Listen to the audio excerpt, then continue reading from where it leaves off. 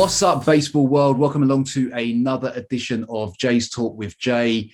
It's probably 2 days before I anticipated doing this, but we've had a bit of a change of schedule. I've got a huge guest with me today.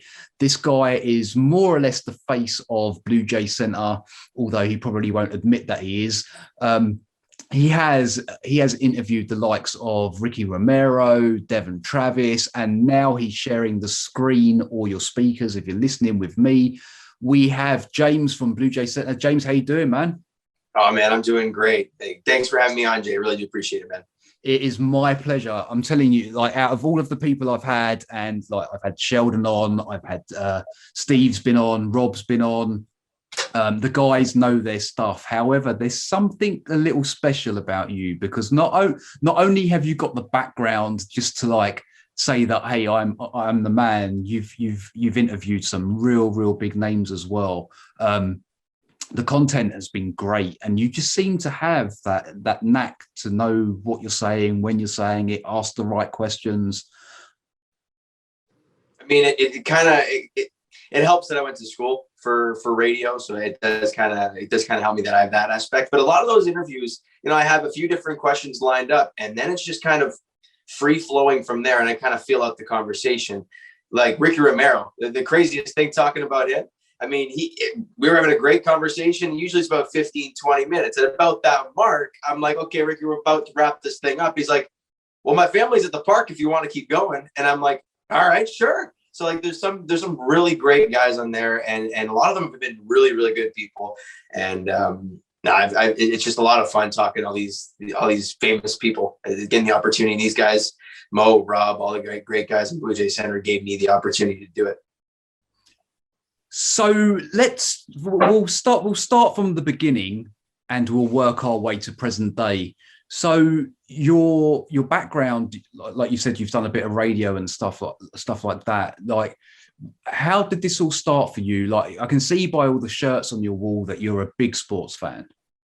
So where did it start for you? Well, it was weird. I guess the story goes that, I'm playing video games in my basement, and let's say I'm playing NHL or I'm playing MLB The Show, or I'm commentating to myself. And I'm like, this would be pretty cool to do. My dad and I took a trip to a college, and we were just walking around, and we saw like a studio. And I was like, oh, that's pretty cool in there. Guy walks out. He's like, hey, so you guys want to come in and have a look around? And I'm like, sure. And from there, I was kind of hooked on the whole media field, went to school for it, had a little podcast at school, and I actually had the pleasure of having an internship at one of the big radio stations in Toronto, Chum FM, for really a couple of years. And I had a thing called the Trailblazers meeting that one of the guys offered and said, hey, you want to go to this? And I went there.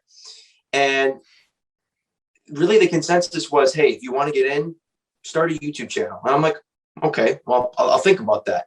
And I've started it, hence the 3 shirts, do things for the Leafs, Raptors, and Jays. And I've been doing it ever since. And it's crazy. I watched my first video ever, and I see where I'm at now. And I'm like, it's crazy how much things have evolved. And that's, long story short, that's kind of how everything started. And I used to be nervous talking to people, but I think over time it's gotten free flowing. So you've got a Leafs jersey up there, you've got a Raps jersey and a Jays jersey. Preference in sport? Are you a Jays fan first, or are you a baseball fan and then a Leafs, like a hockey fan, or are they kind of all equal? Yeah, so to play baseball, it's always been my thing. I've always played baseball from the moment I was a little kid. I played hockey since I was a kid, but there was something special about baseball that I've always loved since day one. But to watch, my answer will stay the same as it always does to people, because it's damn true. Whenever baseball's on and it's just baseball, I'm like, man, I kind of miss hockey. I miss basketball. But when the winter sports are on, I'm like, I can't wait till summertime and baseball. And I can't wait for it. So it's really whatever's not on, I miss it. So I can't pick one, man. I really can't. Like right now, I'm having a great time because all 3 are going on. So, yeah. I watched your live yesterday, and it was quite interesting, some of the things you were talking about. And I want to hit on this now so we can get it out of the way. George Springer being fatigued as a DH. It's a load of rubbish, isn't it? That's just the way that I take it. You guys watched that. You watched that game in Atlanta. It was against Atlanta, the finale in the afternoon. He didn't look comfortable at all. And if that's fatigue, just coming off a leg injury, called it because of the heat, I'm like, this is just a bunch of things to cover it up. But the way I put it on the live was, we're not paying $150 million for a DH. You're just not. You're paying this guy to be your premier center fielder and to be a really good hitter. We've seen the hitting part. He did that after he thought he got hurt in game 2 of the Atlanta series. But I just think it's garbage. And I said it on the podcast and on the live. I'll say it again. I would be totally fine with him hitting the injured list till mid-June. If that's what it takes to get him 100% healthy, fine. But I don't want them to try and patch things together. And I think the real test to see if he's really hurt is next week. The Jays are in Atlanta for a National League series where there's no DH.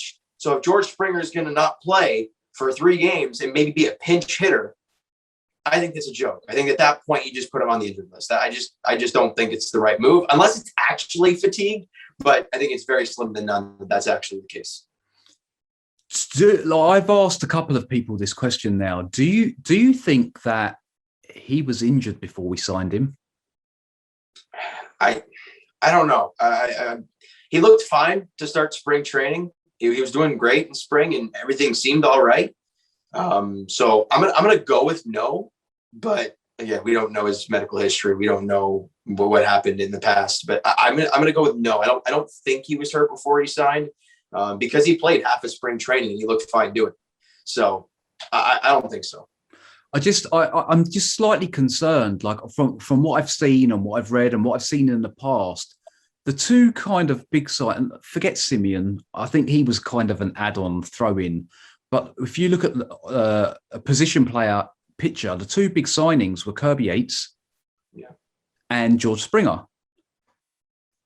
And we're not going to see Kirby Yates at all.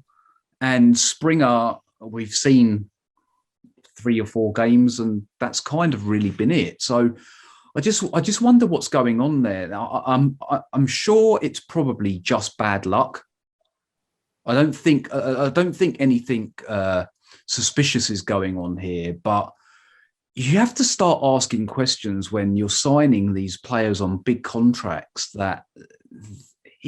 Look, you hit the nail on the head. We're not paying that kind of money for someone to be on the bench and just hit every now and then, because we could have gone and got someone to do exactly the same thing for a lot less money. So did they rush him back? Did they rush him back? Did he rush himself back? Are they both to blame? Like, because he clearly wasn't healthy, because if he was, he would have been in centre field on his first start. Yeah, no, I mean, I think I understand them easing him in, like in the first couple of games. I do kind of get that whole DH the first couple of games scenario to kind of see if everything's okay with the offense. Is he running the bases still okay in a game situation? And then go from there. I do understand that, but I don't know if they rushed him back. Like, if I'm being honest, like we don't know how severe the injury was. We don't know how he was coming back. He could have felt 100%. He could have felt golden, ready to go. And then when he busted out of the box there in I think it was in game 2 in his first at bat, that he went, oh, that's why is it back? Like, this is not right. And then hit 2 home runs. Yeah, exactly. So I don't know what that means moving forward. We don't know how severe the injury is. Everyone's speculating at this point. We all think he's injured. We all think the injury is bad. In the end, it might be a little tweak. It might be something that's just annoying him right now. And the fatigue might be real. It's all speculation at this point, but from the visual side of things, it doesn't look good. I'm slightly concerned, and I'll tell you what's concerning me more is we had 2 big offensive players both injured at the same time, Springer and Teoscar. Springer's was a oblique that then turned into a leg injury. So I can kind of understand the reasoning for him not starting. However, Teoscar had COVID, an illness that plays with your immune system and plays with your strength. it also plays with your breathing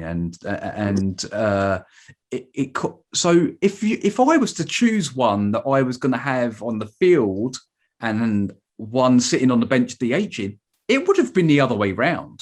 Oh yeah. So then I ask myself, is he fit enough to be playing? So I don't question the front office. I did up until the last year or so, but I think that they've come good now, and I think everyone sees the path that they're trying to create. So we won't come down on the front office. I'm not going to come down on Charlie, because we all know now it's a lot to do with that folder, and a lot of it's down to the numbers. Okay, yes, he's picking the team, but he's picking the team according to his manual. So are we looking at the trainers here, the physios, that kind of thing, and the team doctor to turn around and say, actually, do you know what?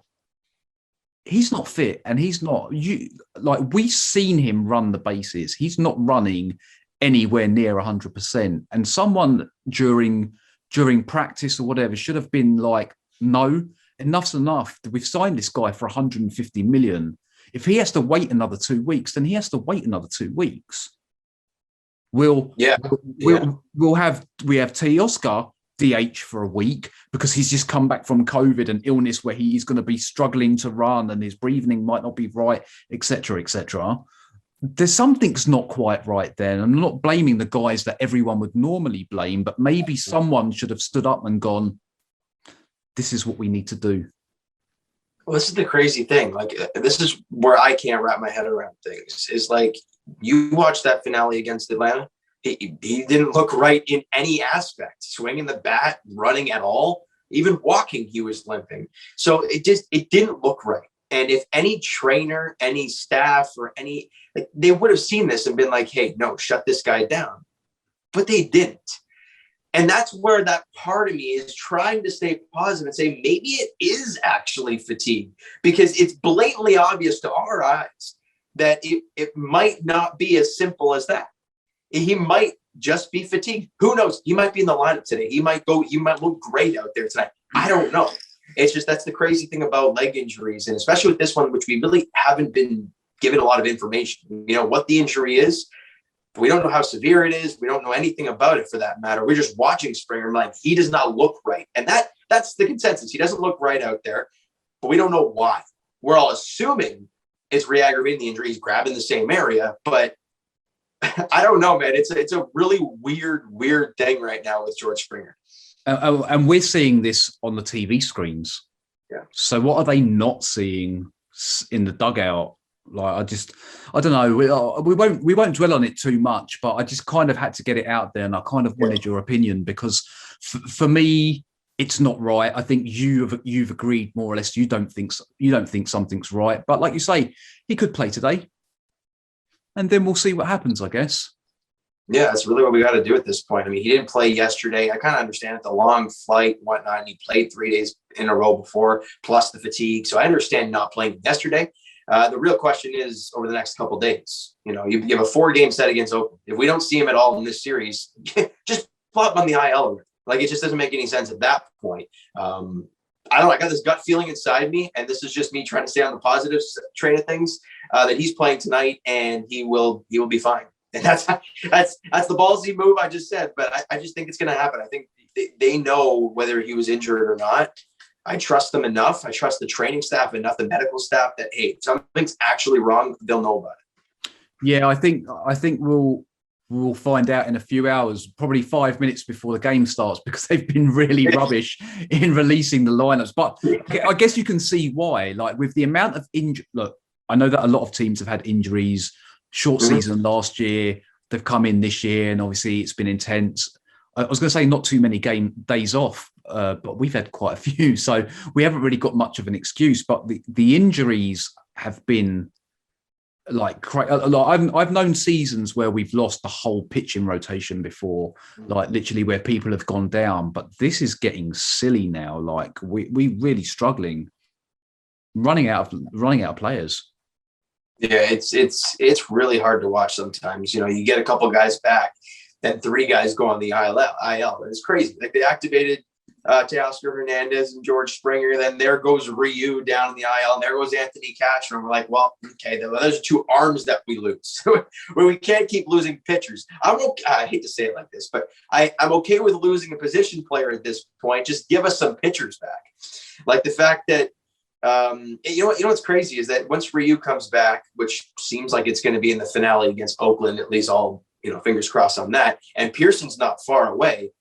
Can you imagine if Pearson comes back and does and pitches like Pearson that we all expected, and Ryu pitches like Ryu, and Matt forgets about these two starts, and Robbie Ray keeps going? That's 4 good starters, and just like that, the talk about the pitching rotation has completely changed. So I think it's crazy, but yeah, man, the injuries have been unreal. Look at a guy like Julian Merriweather putting the great young season together, and then he goes down. So it's just been a crazy, crazy year.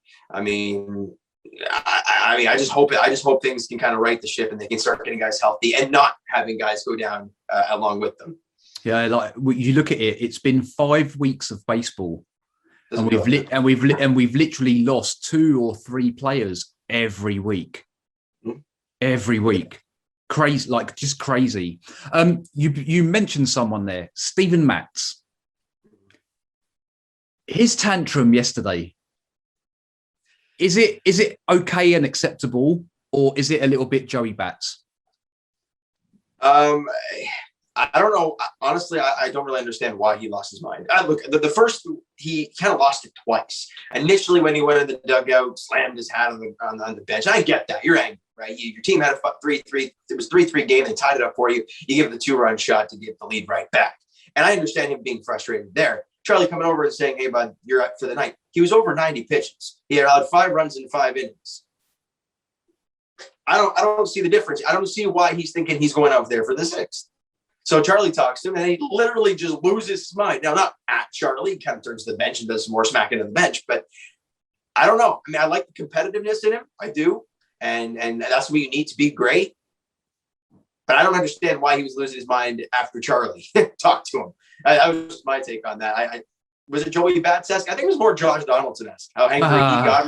Remember how Donaldson got angry, and then Gibby starts talking to him. I mean, Gibby gets mad at him, I guess. And then Donaldson goes right back at him. So not to that extent, but a little bit of hint of that. That's my take. But is like, are we as Jays fans, are we maybe looking at it too much, because we haven't seen anything like this for a couple of years now? We haven't had any characters isn't the right way to describe it, because there's plenty of characters in there.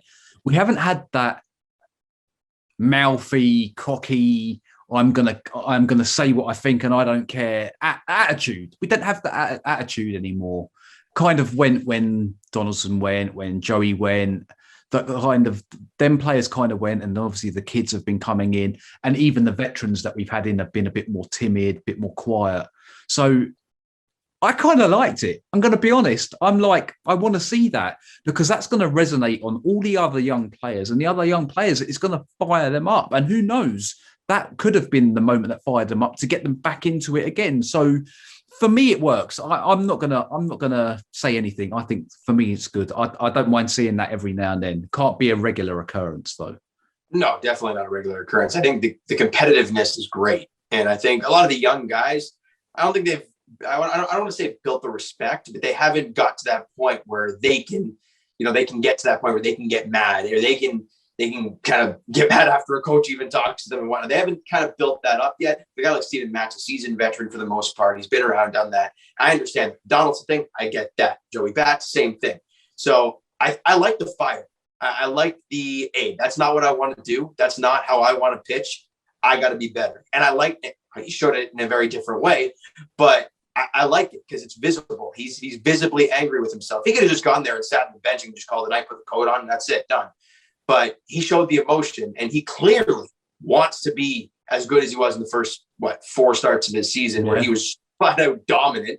And he was smiling, have a good time in those starts. And the last 2 have not been the same. And you can clearly see from the way he's pitching and the way he's acting, he wants to get back to that. And I think we will see it. It's just a matter of, after a couple bad starts, is he able to bounce back with a good one? That's where we're going to learn what type of Steven Matz, pitcher Steven Matz is. Great first 4 starts, rough 2, but can he get back into it? That's what shows a great pitcher. If you have 4 great starts and then 5 terrible starts, then it just completely defeats the purpose. Yeah. So we're going to really get a telltale story about what Steven Matz is over his next coming starts. What's your take from the first game against Oakland? Because obviously things were looking great after the sweep of Atlanta. It was a confident sweep as well. We kind of went and showed them we are probably better than you. Man for man, we can do. Going into Oakland, I had a feeling we'd lose last night. I'm going to be honest. Something said to me we probably won't get the win. Obviously, long flight. We just played 3 games back to back, 3 competitive games as well. Something said to me, but what positives can we take out of the loss from last night? The positives is that Vladimir Guerrero Jr. is still Vladimir Guerrero Jr. The guy's an absolute machine. Well, he went 3 for 4 again yesterday. Hit the ball to all fields hard, like rockets. That's a big thing. And something small that I don't think a lot of people, realize from that game yesterday is Lourdes Curiel Jr. He's been a guy that's been down to the lineup for the most part of the year. And I think he only had the 1 hit yesterday, but that hit really opened my eyes because we hear all season long, you hear in the broadcast, you're listening to, he's a great breaking ball hitter. He's a great, off-speed hitter is Gurriel. But he hasn't really been hitting that this season. He's been kind of off the breaking ball, chasing a lot of bad ones. There was one, I think it was his first at bat, I can't remember, where he stayed on a breaking ball and just and pushed it into left field on a line drive for a base hit. And I'm like, okay, that's Gurriel. Is he starting to break out of this thing? I feel like lately he's been swinging the bat a lot better. So that's kind of something that I'm looking for the next few games. Is he going to actually break out? Because what we've seen over his young career is when Gurriel gets hot, that guy gets red hot. Like so hopefully that's one of those stretches for him. He seems to take 6 to 8 weeks to warm up, and then he kind of gets moving. So I'm hoping that that's going to be the case. And we should see that hopefully come at the end of May, he should be on fire again. It seems to be a running trait for him. I don't know. Yeah, another thing that I took from yesterday's game was that the bullpen is amazing. Even though Steven Matz didn't give you a whole lot of great stuff there for 5 innings, Travis Bergen went out there, got into some hairy situations, but did a great job. I think he went an inning and 2/3 of scoreless ball. Mesa went out there for an inning and a third of scoreless ball. And those are 2 guys that are not high leverage guys. Bergen was just out there in the alternate site, and Mesa coming back from Tommy John. So these are guys. It's just showing us more and more how deep this bullpen is, and it's going to need to be right now with all the injuries and all the inconsistent play. But those are just more things to look at and say, man, this bullpen is dynamite. We've seen it with Kansas City Royals back in 2016. All your starting pitchers need to give you is 4 or 5 good innings in the playoffs. Yeah. And then have a dominant bullpen and you can win the World Series. So it's pretty crazy, but those are telltale signs that this team is looking really, really good right now. What's interesting with the bullpen is that it's not the same bullpen that started the season yet. Everyone's kind of exchanged the baton and it's kind of carried on. One's gone down, another one's come in, and they've kind of all, apart from Tanner Rourke, poor bloke, got thrown into the bullpen. Thank God he's gone now. But apart from him, and maybe Piamps, but I'm not sure on Piamps. I think maybe if we're about 10 runs up, then maybe throw him in. And you need them guys, even if we're 10 runs down, again, throw someone like him just to eat up the innings, whatever. But the ones that have come in when it's mattered. Yep. You talked about Merriweather before. Obviously, Merriweather and Romano, the first couple of games, they were like, holy crap. Yeah. These guys can really throw some heat. And now recently we've seen the likes of Chatwood, Ryan Borucki's come in. He's been really good as well. I think you're right. I think the bullpen's there. If we can just get our starting pitching just to get us up. That's what I was going to ask you as well, because what's your take on these bullpen games? Because surely that's going to have surely they're going to be working way too much than they should be. What's the answer? We saw it a little bit last season, how, the Blue Jays starters weren't giving them the innings, or, Charlie just wasn't pushing them very far last year. And it got to a point in that season, I was thinking midway through, maybe just a little bit after midway through, where the bullpen they faltered a bit. And because they got overused. And this is 162 games. You cannot overuse guys in the first 20 because that'll just destroy them for the rest of the year. So the difference between this team, though, and the team that was obviously last season is you have quite a few guys that can give you multiple innings. So I think that's the type of thing. We look at a guy like Baraki, who's thrown 2 innings a couple of times. Yesterday, obviously Mesa going inning in the third and Bergen going an inning in 2/3. You have Anthony Kay who could do it, Trent Thornton who can do it. As much as I'm not a fan, Tommy Malone can, as much as he's been rough, he can give you some innings as well if you need it. So they have a lot of guys who can give you multiple innings. So I think I'm not as worried as I was last season, but over 162, you got to get some good innings out of your starting rotation, whether that's 6 innings even, 7, 8, whatever the case. You need to get those outings because 4 or 5 innings is just not good enough. And the bullpen days, they just don't help. Like, getting wins is nice, but you play 162. You know the quote, it's not a race, it's a marathon. And last year was a race. Obviously only 60 odd games. This year's 162. You're not playing to win a championship in the month of April and the month of May. You're playing for September and October. So I'm a little worried about the bullpen moving forward, but as of right, you forgot to mention there, but there's so many damn guys to name. I get it. Tyler Chatwood, I think you might have mentioned Chatwood already. Yeah. Phelps was one that I wanted to say, and the emergence of Rafael Dolis after the first couple of rough outings that he had, he's been unbelievable lately. So there's so many names that can pitch in the bullpen right now, which is great. We just cannot overuse these guys consistently. Who's your closer? I don't think there is one. I think right now, I think it's Dolis. The fact that he's gone out there every single time, and as much as there's some times where he's gonna make us sweat like crazy.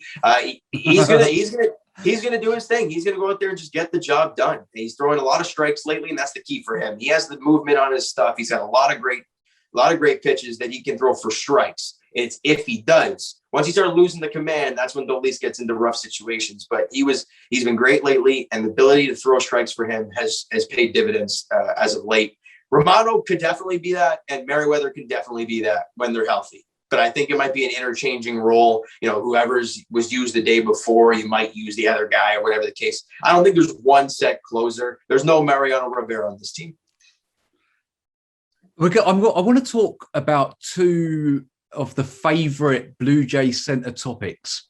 You can choose which one we do first. Danny Jansen or Kevin Biggio. You choose. We can go whichever way you want. Let's start with Jensen. I know that's Mo's favorite, so we'll start with Danny Jansen. Okay, just for the record, I think he's looked much better the last couple of games. Yeah, he definitely has. I would like to say that he will go on a run, but you guys were speaking about something. Luis mentioned something yesterday on the live, and I didn't know this, so I was kind of like, "Huh." That, and it kind of got me wondering if you guys need to watch the Blue Jay Center lives, because they talk about some really interesting stuff.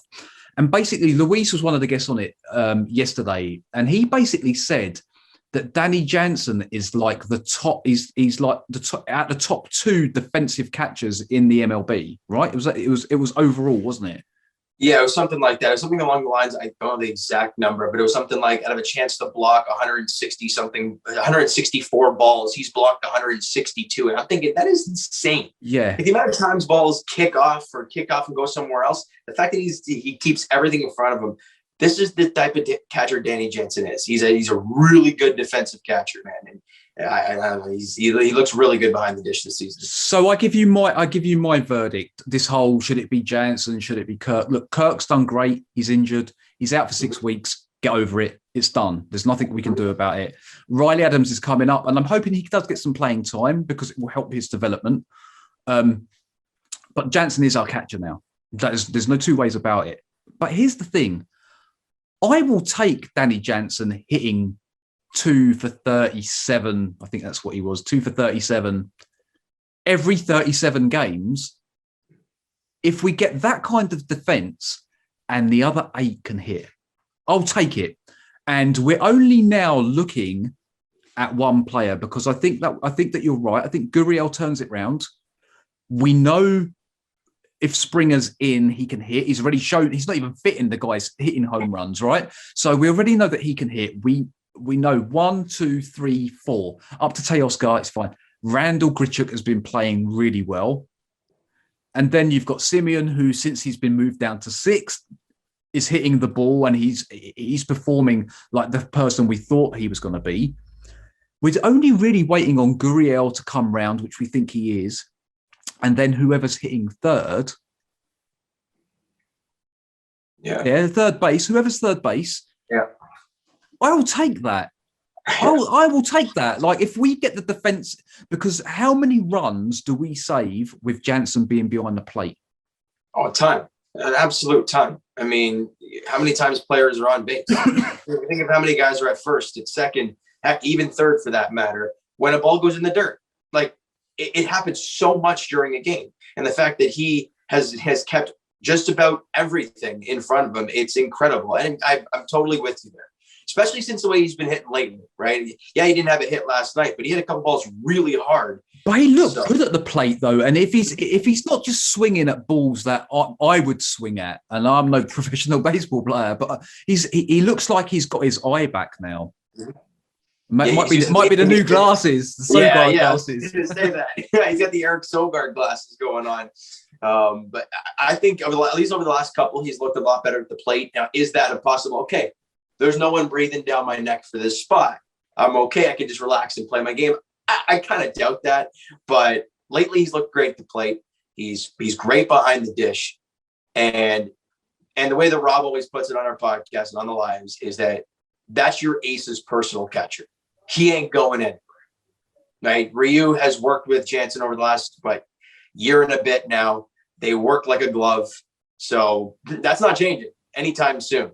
So if Kirk wants to come back and if Jensen can't hit and Kirk keeps hitting like crazy and he's half decent catcher, fine. He'll play 4 days and Jensen will only play the 1, whatever the case may be. And you mentioned Riley Adams. I think he's going to get a start in this Oakland series. I think they play a night game on Wednesday and then they play the afternoon game on a Thursday. Obviously, catchers don't usually play the night game and then the day game. So he'll probably get a start in there, one of those 2 games. So that'll be interesting to see for Jays fans, getting a little look at a different catcher moving forward. He's a pretty good hitter, so we'll have to see how he does. Obviously, minor leagues, big leagues, though, very big difference. Danny Jansen was a great minor league hitter, and we haven't really seen him hit at the big league level consistently. The one thing about Jansen at the plate, though, that has been consistent is his eye. He's never really chased a lot. If you look at his, strikeouts over the course of his career, usually look at is he having a strikeout per game? Then he swings a lot of swing and miss. But I think last year, or it was his first full season in 140, 150 games, he struck out 80 times. It's not a lot. And so he puts bat to ball, it's just not getting a lot of hard contact. And over the last couple of games, we have been seeing a lot of hard contact. So maybe this is a sign of things to come, because with this lineup so long the way it is, and with him batting 9th, he's going to get a lot more pitches to hit, because they're not going to want to get him out. They're not going to want to walk him. So they're going to have to throw strikes. It's just up to him to barrel it up and get some hits.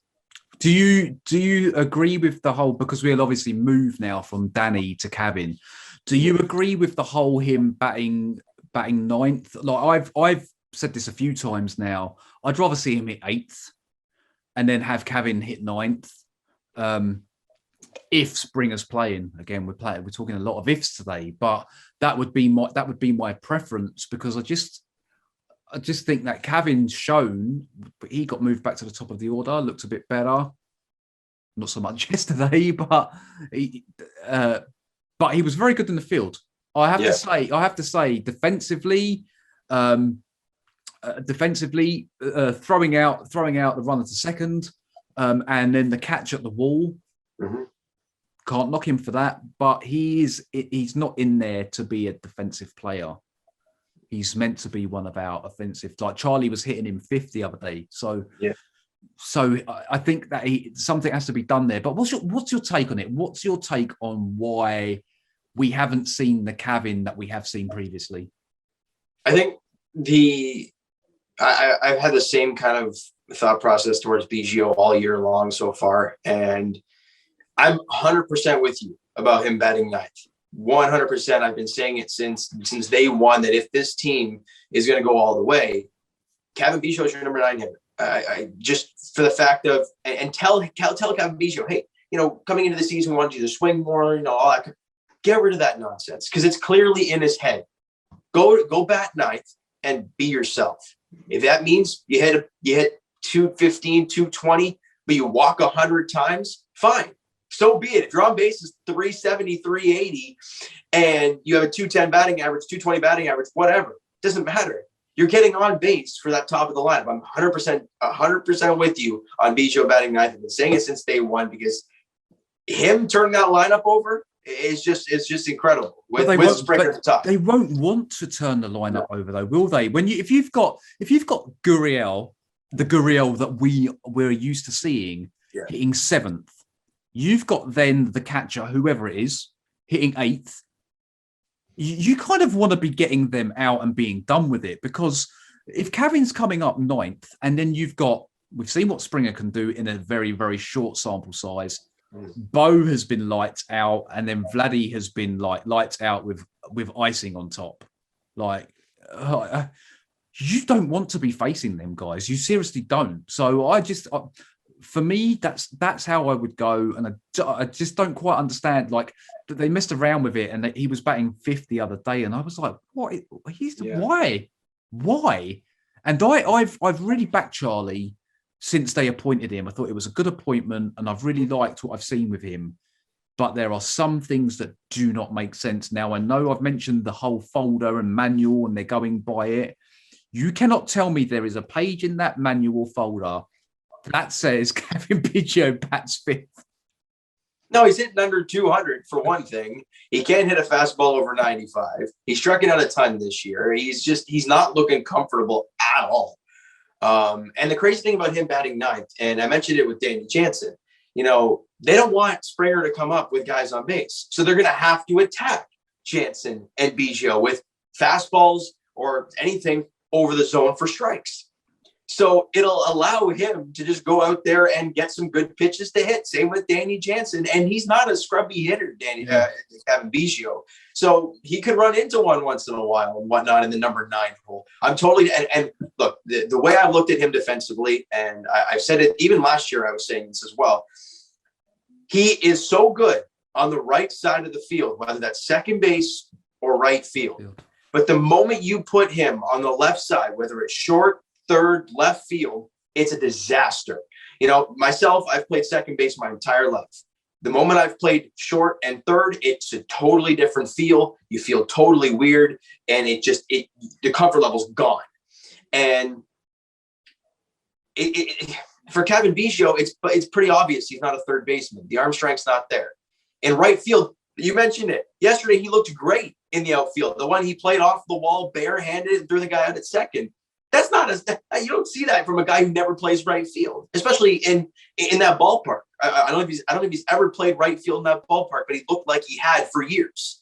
And he made a great catch of the wall, as you mentioned. He missed the one catch of the wall early in the game. I think it was the Jed Lowry double off the wall. But I mean, you can't expect him to get all of them. So yeah, I think he's looked great and right. I think that's where he should stay. It's unfortunate when Springer, hopefully is able to play the outfield, that he probably won't play right with Teoscar Hernandez out there.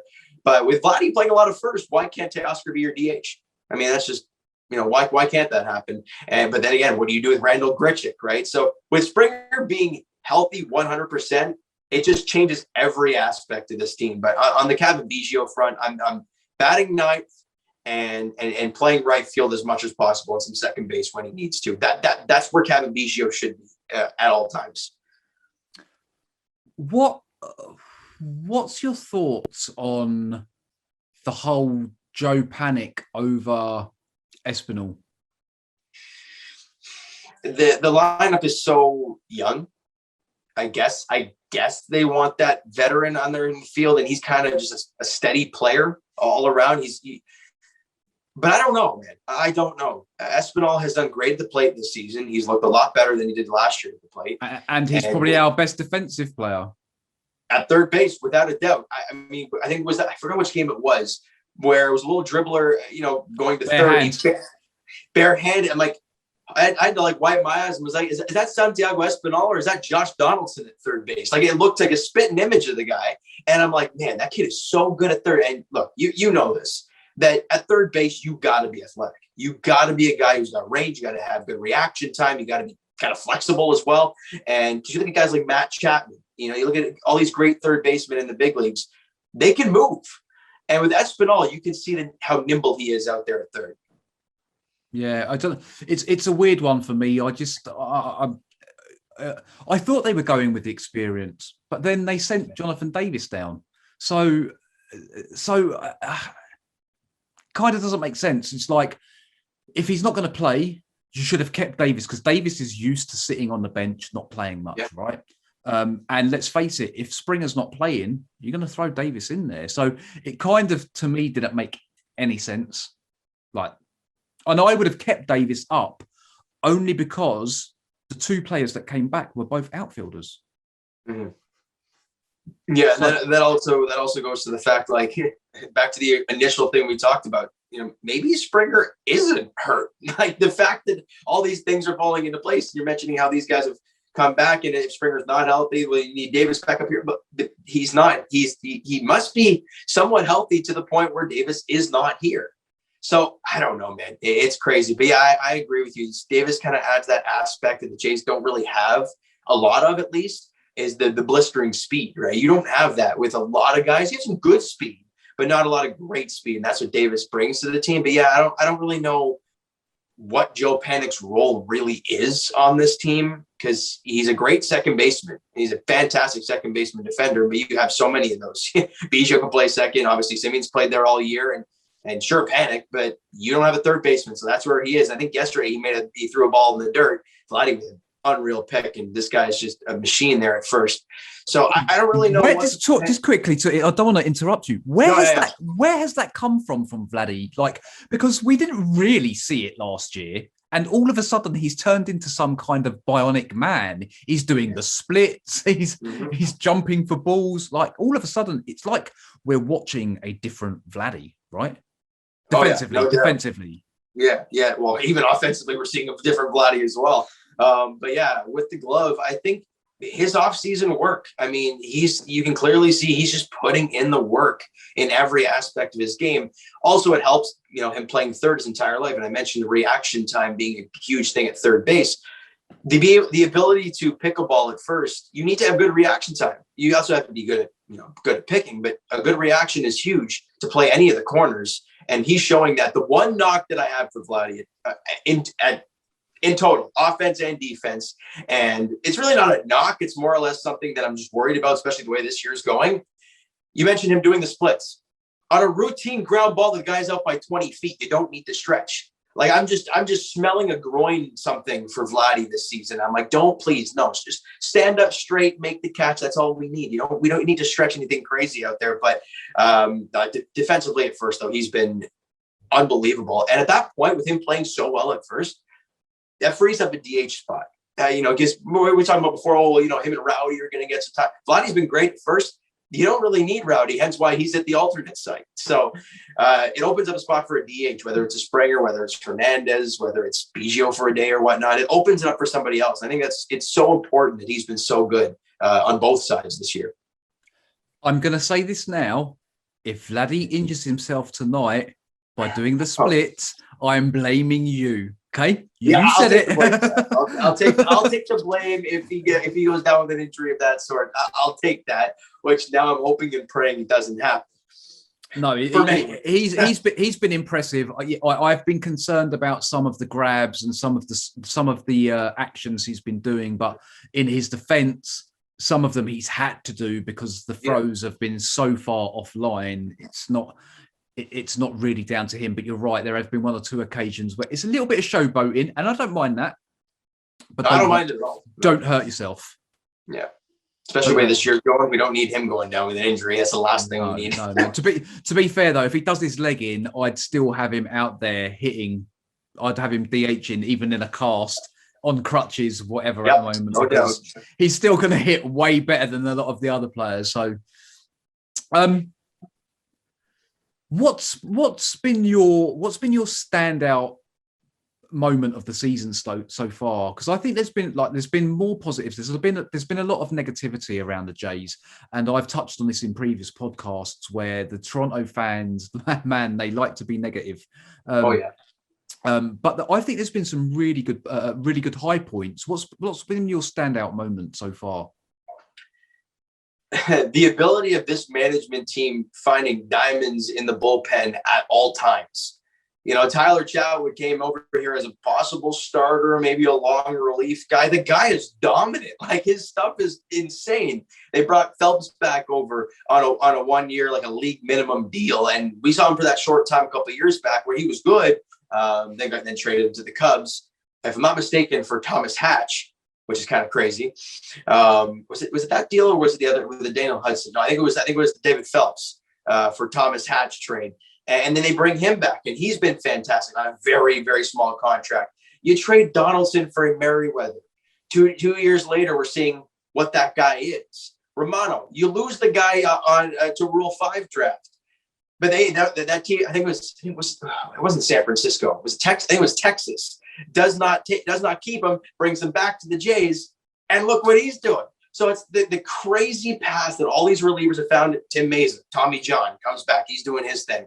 And Dolis just bringing him overseas. And he's doing what he's doing. So the fact that all of these guys really don't have a track record, but they're plopping them in there and they're just doing incredible things. I think that's something that you got to give upper management a ton of credit for that. Because a lot of the reason the Jays have won so many games this year, not only because the offense has been pretty good lately, especially, it's the ability of the bullpen. And the fact that there's so many crazy stories, crazy roads to the Blue Jays for all kinds of these players. Yeah, it's been pretty much once we get to the bullpen with a lead, we're kind of not really giving it up. They're not giving away much at all. No, it's been impressive. It's been impressive. Standout player so far, apart from Vladdy, because everyone's going to say Vladdy, and like I'm kind of bored of it. We know he's God, but who else? Who else has really stood out for you? Well, nobody really offensively has stood out for me at all. But I think the one guy, and I have to go back to the bullpen for it. Actually, no, forget that. My standout so far, in very, very limited sample size, is Robbie Ray. I mean, I think he's only had three or four starts this season. But what was always the knock on Robbie Ray? Always the question marks going into season with Robbie Ray. Can he throw strikes? He has the stuff. He throws mid-90s. In his last start, we saw the upper 90s hitting 98 in the last game consistently. And he has nasty off speed. The question has always been, can he throw strikes?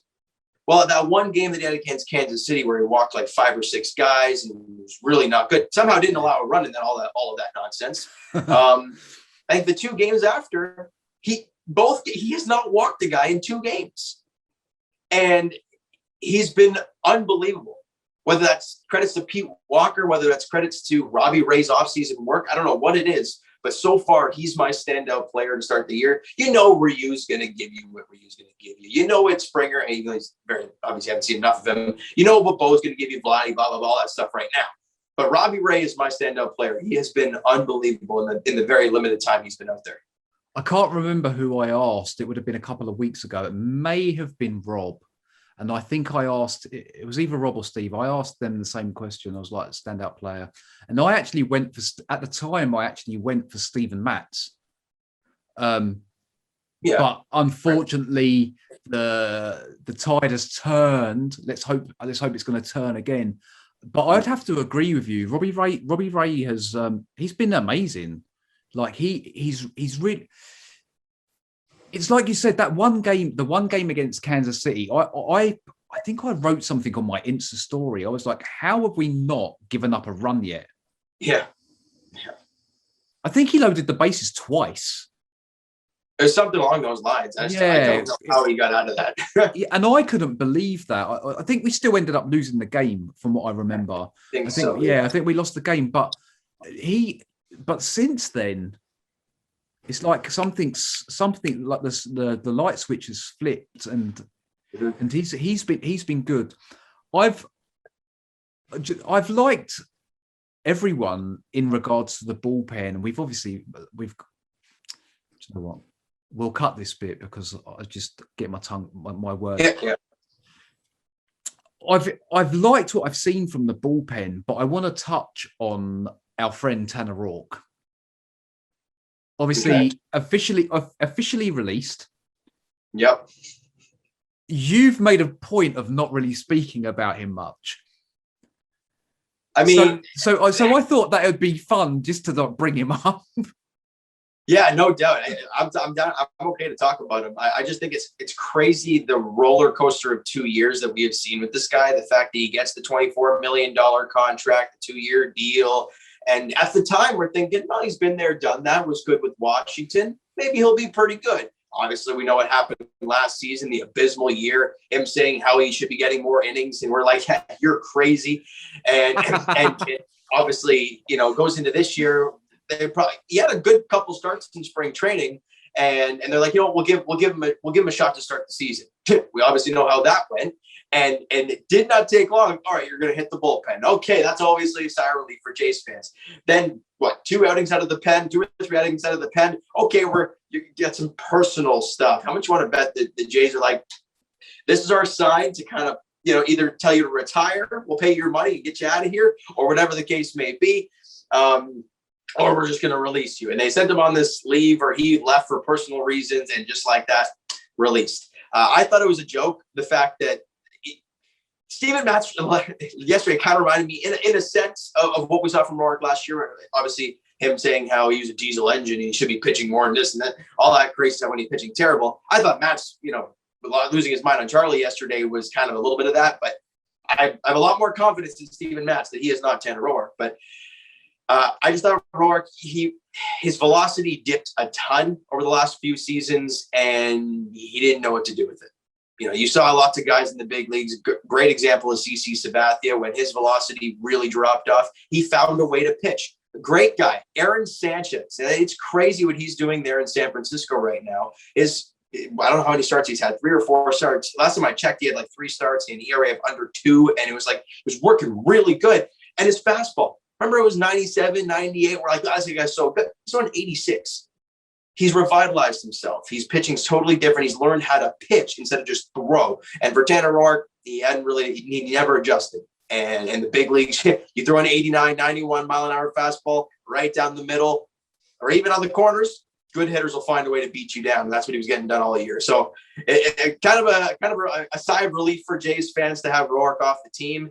But in the end, the way the pitching has been this year, the injury-wise, it's kind of bittersweet in a sense, but we don't need Tanner Rourke. I'm just leaving it at that.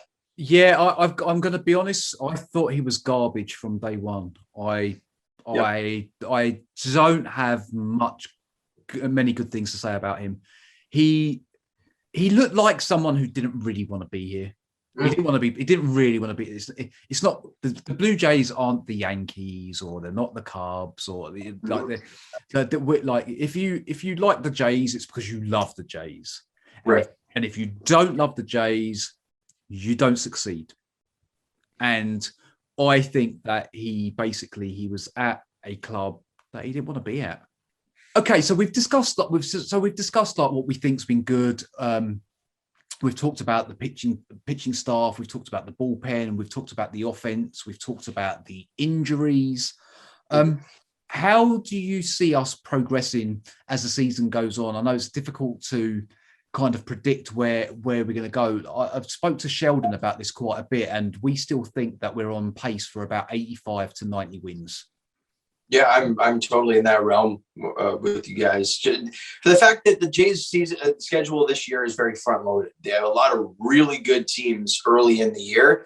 And I guess the latter half of the season, you don't play Baltimore till mid-June, right? Which is crazy. I think it's insane. And you got a lot of those teams in the latter half of the season that are winnable series, going off of obviously probably last year's numbers and whatnot. But so if the Jays can kind of weather the storm to start the season, play and can get as healthy as they possibly can, it would not surprise me if they get that 90-win season. The fact that even with all the injuries, with the front-loaded schedule, what's crazy is should I say it? I don't know. I'm going to say it. The Jays have not lost a series against the American League East. They beat the Yankees twice. They beat the Rays once. They split the one game apiece against the Red Sox. Those are going to come huge down the stretch once you end up being tied with the team or whatnot. You look at the season series, all the Jays are leading the season series, so we go ahead of that team. So I look at this team and like, look, just get healthy, find a way to get everybody healthy midway through the year, and then just pummel the rest of the way against teams that you should be beating. Hang around for as long as possible because there's nobody running away with the American League East right now. And I think it's wide open. I think the AL East is wide open right now. I don't trust the Yankees pitching staff. I don't trust the Red Sox, period. The Rays, when you lose Snell and you lose Morton, they're not good enough, in my opinion. They have some great players, but to run away with the East, no. And Baltimore, enough said. So I think definitely that 90 to 95 win season is still quite possible. Yeah, like it's funny because you mentioned about like we're not playing Baltimore till June at some point. Mm-hmm. We play the Yankees again I think in a week or 2 weeks. That means we would have played them we would have done 3 series against the Yankees before we've even played Baltimore once. So it makes you wonder whether they try to load the fixture list, the schedule up this year to kind of try and knock the Blue Jays out of it before it even got to June, July. Like who puts the fixtures together? Who does? Like I don't know. Like how's it worked out? I have no idea how they do that and how they get the schedule sorted out. Because after this series against Oakland, where do the Jays play? I haven't even looked past this. Do you know that at all? I think we play Houston.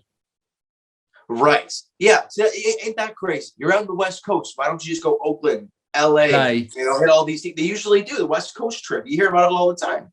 So it's really weird. I don't know who does the scheduling and whatnot. The fact that you're going from here to Oakland to Houston, you eventually got to go back out west again later. It just doesn't make any sense. But I don't know who does the scheduling. At times, I think they're on something crazy. But hey, I'm totally okay with the Blue Jays getting the Yankees out of the way early, especially since the Jays have been playing really good to start the year against the Yankees.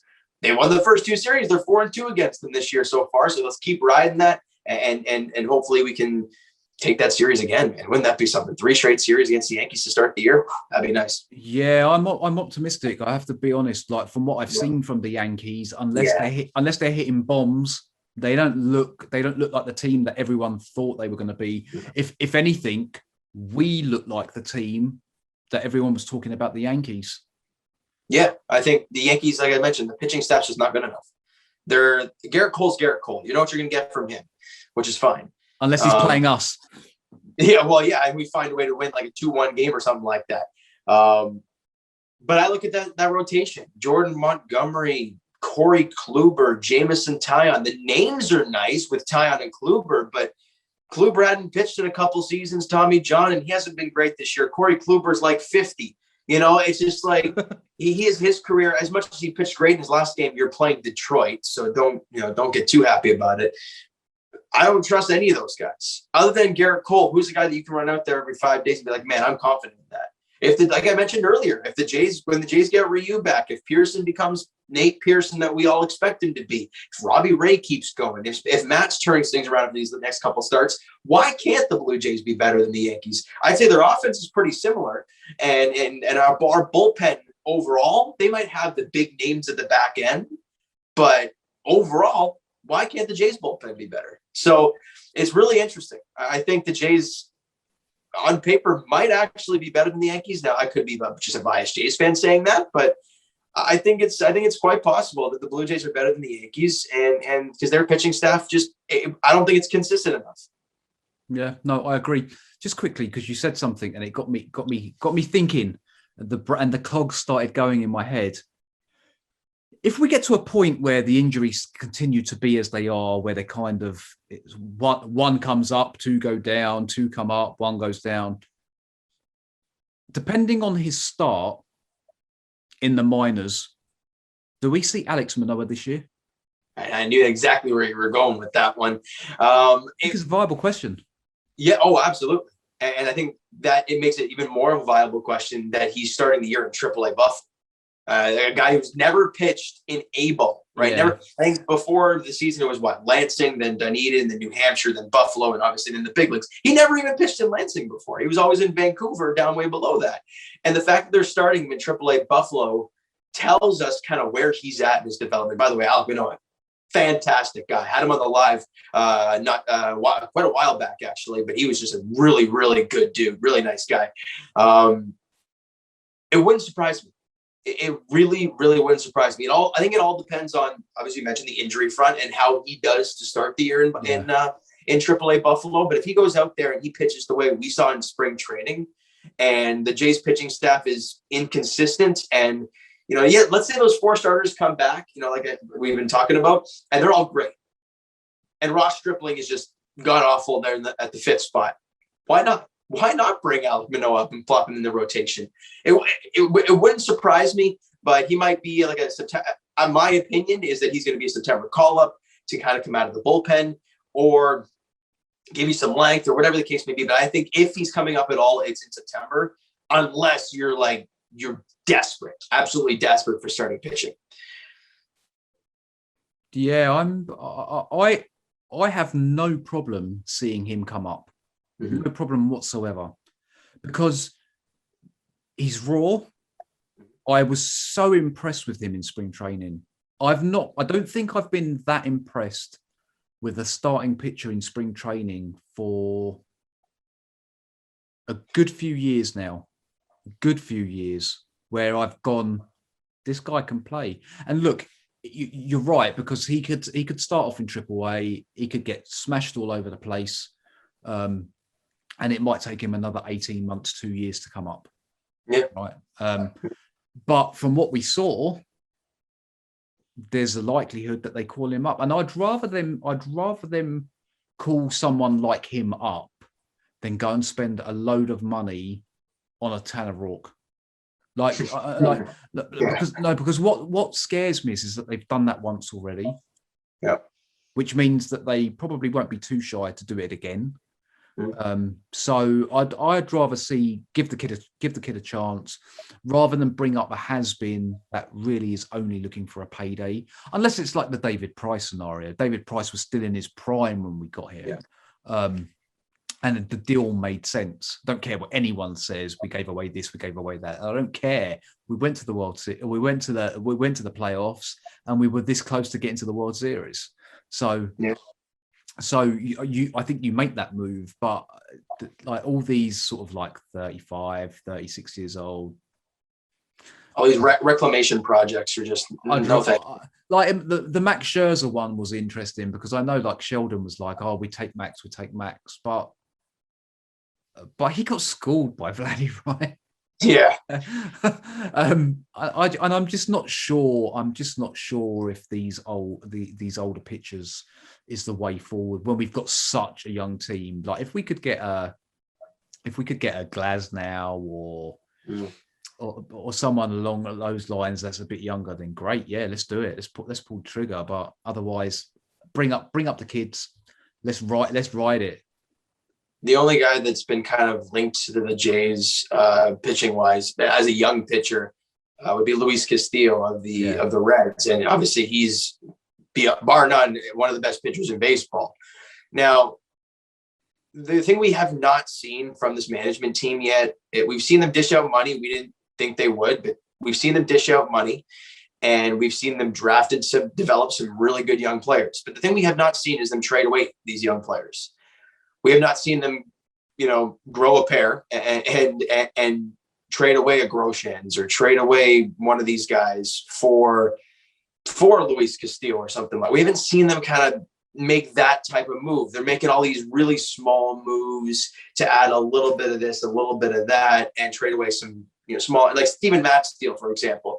A couple of the guys there, those Sean Reed Foley, Yenzi Diaz, and Josh Winkowski, those are not big names.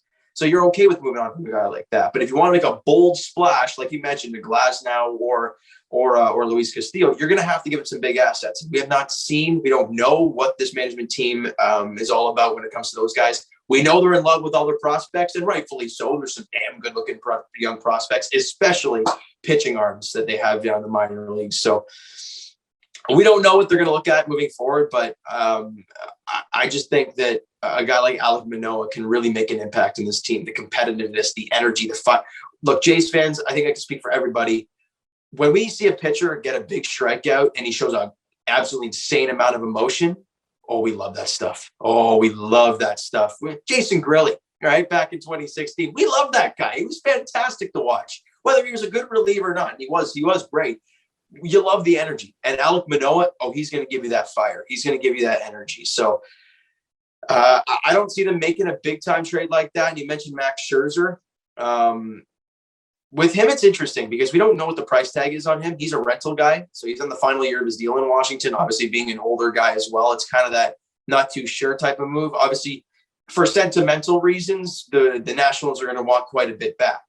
And that's the question for every team. You know, are you willing to give up that premier prospect for a rental Max Scherzer? And I don't know if the Jays are willing to do that for a rental player, but we'll have to see come trade deadline, man. I don't know where this team's going to be. I don't know where all these other teams are going to be at. It's going to be a lot of fun to watch this ride.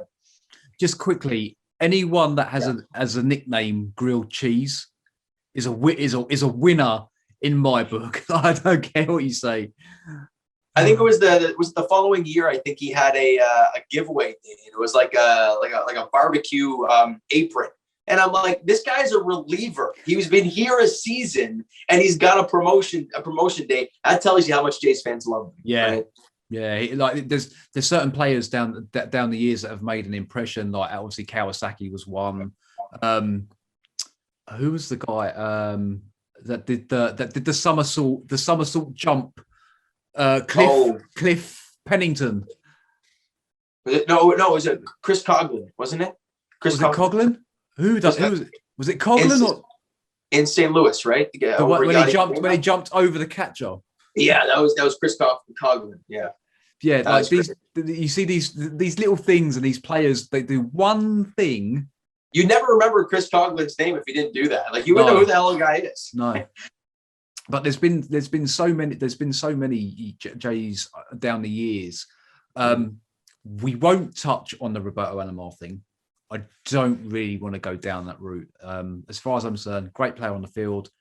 What he did off the field, who knows? Don't care. I'll leave that to the professionals to talk about. Yeah. And make their own accusations as they please. No digs at any stations or radio stations or TV stations. You do your own thing. Favorite Blue Jays player of all time or right now? Yeah, of all time. Oh, that is really tough. Up until a few days ago, mine was Roberto Alomar, so I'm gonna have to change my answer today. Yeah. Make a little adjustment there. That's really tough. I mean, I know for me as a second baseman growing up, and I guess being a kid watching the Jays, Aaron Hill was always the guy that I looked at. Right-handed bat, really good defensive second baseman. For me, I always prized myself on defense. So I always wore number 2 as well for Aaron Hill. So growing up, it was him. But as I started to really get into the Blue Jays, I'd be stupid to not say Jose Bautista. Yeah, I think like in recent years, like Jose for me was king. I would, if I had to miss bits of games, I would always make sure I still managed to watch his at bats. Yeah, like to the point that I'd be DJing and I would be checking his at bats on my phone while I was DJing. Like, it's awesome. I'm hoping that none of my managers are watching this. Like, I'd be watching his at bats. Like he had me. That's how Vladdy has me now. Right. If I can't watch anything, I still want to see Vladdy's at bats. Without doubt. Yeah, with Vladdy's at bats now, man. Like every time I watch him, he does something crazy. And my first reaction is wow, because it's like everything's just mind blowing. Like the hit he had yesterday, the line drive to right field, he hit an absolute missile. Like you never saw that coming. He was laid on it and somehow gets barreled the ball and hits it. It was at least 105 miles an hour. I don't know. Yeah, he's a different breed right now. He's blown me. I think my pitch. You know what? I loved Olerud in the season that he was trying to hit for 400. 400, yeah. Like that. That's like, and I brought this up the other week. we probably won't see that again. Unless you're Mike Trout the way he's hitting this season, but I even that I doubt he'll hit even close to that. He's going to come back down to earth at some point. No, but like there's so much history with the Jays, especially with me. Like I've been following them since 1986, so I've seen a lot of good, seen a hell of a lot. Year of I was born. Hell of a lot of bad as well. So, but it's good. Okay, I have a question for you, and I've asked a couple of the other guys, and so I'm asking you. Blue Jay Center. Who is your favorite contributor? Oh, okay. And now we'll see how much you've been watching my podcasts. Not like I'm trying to catch you out or anything. Well, my favorite one, I don't know. This is tough because like everyone has their own way of doing things. I love Steve with his music that he always fires everybody up with at the start. Don't answer. I swear, don't answer. No one else has given me an answer. Just so that you're aware, yeah. Just before you put your foot in it. I literally can't. Everyone has their own way of being great. I think we went through that interview process, and it was a really cool experience. And there was just so many different people, and that's a great thing about the Blue Jay Center page is that there's so many different angles. There's so many different views on the Jays, and everyone has their own different way of presenting themselves visually and audio as well. And they have their own takes, and it's a really good mixture with everybody, no matter who's on. And that's the great thing. Like even when I'm going on, like I went on yesterday, and I had Rob, myself, Luis for the first time, and Sheldon, and it worked great. You know, Luis has never been on there with us. He was on with me for the Henderson Alvarez interview last week, and he was great with me there. So everybody that we've had on has been fantastic, and it's just a really good and well-oiled team that we got. And we're the diesel engine of Blue Jays Center. So it's really cool, man. I wouldn't use that saying because over here they're trying to get rid of diesel cars. So like I'd maybe say you're like the hybrid. Yeah, you're the Tesla of the hybrid cars. We're expensive too, I guess. Okay, I'll take that. Yeah, the whole Blue Jay Center contributor thing is something that I started. I think it was with Rob, and he was like, "You can't ask me that. You can't ask me that. No." But yeah, I've really enjoyed like the guys' content, like across the board. Things like Fan Take Friday. Obviously, Steve does the Blue Jays retro trivia quiz, which is great. I think anything that can get the fans involved, because the Jays, I never realized how big the Jays community was. I knew there was an audience. And I knew that there was an audience that would be interested in not only hearing what I had to say, but asking like my opinion. Reaching out, I was always intended to get the likes of you and the other guys on because it just made sense. It made sense, and the fact that you guys have been so welcoming as well. Like I only started talking to all of you since maybe 6-7 weeks ago, maybe just before the season started, and you've all been so welcoming, and I like that's kind of why I started this. I was like, there's a community there that I can reach and hopefully grow it to the point where people are actually going, did you watch or did you listen to Jays Talk? That's where I want to be. And you guys have that. You guys have the fan base already. Just like the way that you get everyone kind of involved. You're not willing to speak. You don't hide your opinions. It's kind of, it is what it is. And it's done in a tasteful manner as well, which because I've seen some podcasts that they don't deal with things the right way, and they certainly don't come across the right way. And you guys, from what I've seen, like I say, like I thought you were the main guy. I thought you were the guy that kind of like, only because you were hosting the lives that I had watched. It was only after speaking to like 2 or 3 of the other guys and then understanding like everyone's kind of role, and you're perfect. You're suited to be that guy, the interview guy up there asking the questions. It kind of just works. Like everyone has their role, and it seems like you've all fitted into the right places. Yeah, it is pretty insane how things have changed. You know, I've talked to Mo and Rob at least over the last, I don't know, I think it was like last week I brought it up. And I thought to myself, you know what? It's insane where that page has come over the last year. Now, just a year ago, I wasn't even a part of Blue Jay Center. It was Mo running the page. Rob used to run the page, and I think, and just Mo's been doing the page. Mo reached out to me.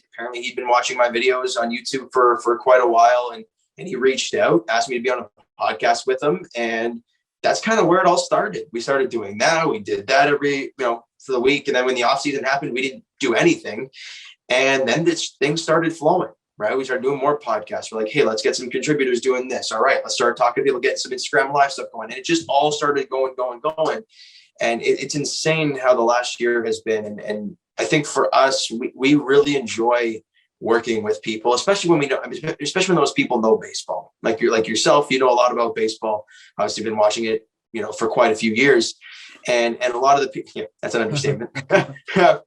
But a lot of the people, all the contributors that we have, they're so knowledgeable. Like Luis had never been on there with us, other than the Henderson Alvarez bit. He'd never been on there on the live with us. He was great yesterday. Great. And then you and I bring up a piece that he brought up yesterday, because he has that knowledge and he has that like insight that we didn't see, we didn't know. So I think it's really good that everybody is going well. And even after every single show, even if it's a rough show, the viewership's a little down, or connections kick out because, so gotta love internet connections and whatnot.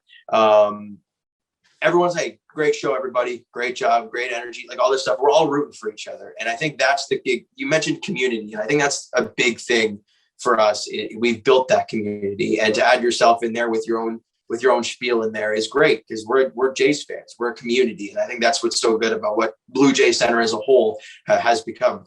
Yeah. There's a few different little groups and stuff. And it's the ones you can see it already. The ones that interact, the ones that are asking questions, or like if there's something on a story, or if you put something on a post, you can see that there are people that want to get involved. Like I don't have, like, my following numbers are really low at the moment. I don't expect them to be huge, but the people that have followed, they are getting involved. I have got people asking me questions. I have got people like voting if I'm asking them, like, do you prefer this? Do you prefer that? And people are actually doing it. And that only help everyone. Like I kind of want to get to the point where I can blow this up. Like I will take this to that next step, but it's going to take a little bit of time, and we'll get there. Well, that was the same thing with my YouTube channel. I started in 2016. And I went through that Jays year, 2016 crazy season that we went through. And the first little bit, I really didn't have the motivation for it. I was uploading a video every series because I was like, I didn't feel the energy to do it. But then you understand it. Once you start getting a few people liking, subscribing, commenting on your stuff, giving you sort of, hey, good stuff here, keep going, keep doing your thing, it gives you so much motivation. And I've built my brand into so many, into a huge thing. And obviously I got the pleasure of joining Blue Jay Center with them and talking to yourself as well. So I think you just keep pursuing it, and just keep going and keep going and keep going. And eventually the hard work will pay off. Man, I say, like, I've been really impressed. I think that the stuff that you guys do is great. You've been really welcoming to me. So I have to say big thanks to that. Why don't you let everyone know where they can find you? So whether it be on your YouTube channel or over on Instagram, whatever, give people the knowledge so they can go and follow. Well, T.OSportsTalk on YouTube and Instagram, where I break down the Leafs, Raptors, and Jays after every single game, every single transaction. It can get busy, man. It can get real busy, especially right now with all three teams going on. It's pretty nuts over the last month or so, but I just love doing it because of the comments and the feedback. So go check that out, T.OSportsTalk, and of course, Blue Jay Center on Instagram. If you have not checked out that, shame on you for one, and check that out. Lots of great content on there, and it's just, there's so many different content. Plus, they have a giveaway going on right now with the glove giveaway as well. So it's a great time. That's where they can follow us all. And of course, Jays Talk with Jay obviously is right here. If you haven't followed on Instagram, just go do so already. Damn it! I never entered the glove thing because I was concerned that the shipping costs to the UK might have been sky high. Might have been more than the glove itself. Yeah, that's true. But James, it has been a pleasure having you on today. I am appreciative that you managed to find the time to come on. I will definitely have you back if you want to come and join me at some point. I don't know if you're aware, but we're trying to get a Blue Jay Center team together because you've been challenged by the Jays in 6 boys. So Zach and his young cronies have actually challenged you to a quiz, so a head-to-head quiz. So just so that you're aware, it is happening, and the wheels have been set in motion. Yeah, I heard that Sheldon didn't have a good time there in the first round. So he's you know not what? off to a good start here. I'd be honest, they were both pretty bad. They were, but it was just the luck of the questions. Yeah. But yeah, it was interesting, but it's kind of evolved now. And Zach laid the challenge down the other day. He wants to do Jays in 6 versus Blue Jay Center. So I'm not too sure who's going to be involved there. I know Steve's already rubbing his hands as well. Oh, I bet he would be. So yeah, so hopefully we can get you involved on that. Recording that's going to be a right laugh, I tell you, because the amount of technical issues last week, obviously technical issues today. If anyone's wondering why I haven't moved in certain places, it's because my video stopped recording. Hence the cardboard cutout. But yeah, we've managed to keep the audio. He says, fingers crossed. I haven't checked yet, but we get it. But anyway, I'm not going to go on any further. James, amazing. Thank you very much for coming on. I will catch you on the live at round about 5:30, 6 o'clock in the morning. Good luck with that, man. Get some sleep before the game. And I'm sure I'll catch you online at some point. Again, massive thanks for coming on today. Don't forget, guys, make sure you go and hit James up on Instagram. Go and follow his YouTube channel. I'll put that up on the screen as well. Don't forget to follow Blue Jay Center, of course. I'll be back at some point, possibly on Thursday or Friday before the weekend series against, I'm saying Houston, but we're not actually 100% sure if it's who we're playing. Make sure you go like, subscribe over on YouTube. Make sure you go and hit the follow buttons on Spotify, Apple Music, wherever else that you consume your podcasts. And I will catch you in a few days' time for another edition of Jay's Talk with Jay.